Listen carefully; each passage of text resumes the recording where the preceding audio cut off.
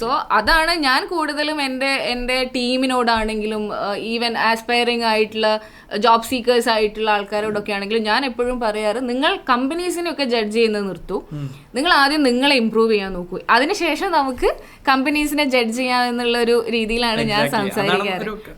അതെ അതെ, കാരണം നമ്മൾ റെഡിയാണ്, നമ്മൾ ഓക്കെയാണ്, നമ്മൾ ക്യാപ്പബിൾ ആണ് എന്നൊരു കോൺഫിഡൻസ് ഉണ്ടെങ്കിൽ ഒരു കമ്പനിയിൽ നിന്ന് ഇറങ്ങി പോകാൻ നമുക്ക് വലിയ ബുദ്ധിമുട്ടൊന്നുമില്ല. നമുക്ക് വേറൊരു സ്ഥലത്ത് ഒരു സ്ട്രോങ്ങർ പൊസിഷനിലേക്ക് നമുക്ക് വരാൻ പറ്റും. അതെ അതെ, വിളിച്ചോണ്ട് കൊണ്ടുപോയിക്കോളും. സോ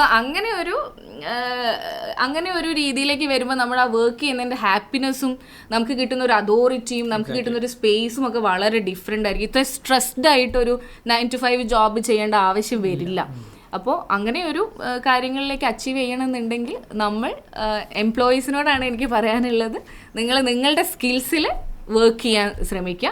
അതിൽ നമുക്ക് ജനറലായിട്ട് ഇപ്പം നമുക്ക്, അതായത് ഇപ്പോൾ സെയിൽസിലാണെങ്കിലും ഓപ്പറേഷൻസിലാണെങ്കിലും മാർക്കറ്റിങ്ങിലാണെങ്കിലും ഒക്കെ വർക്ക് ചെയ്യുന്ന ആൾക്കാർക്ക് ജനറലായിട്ട് വേണ്ടിയിട്ടുള്ള ഒരുപാട് സ്കിൽ സെറ്റ് ഉണ്ട്.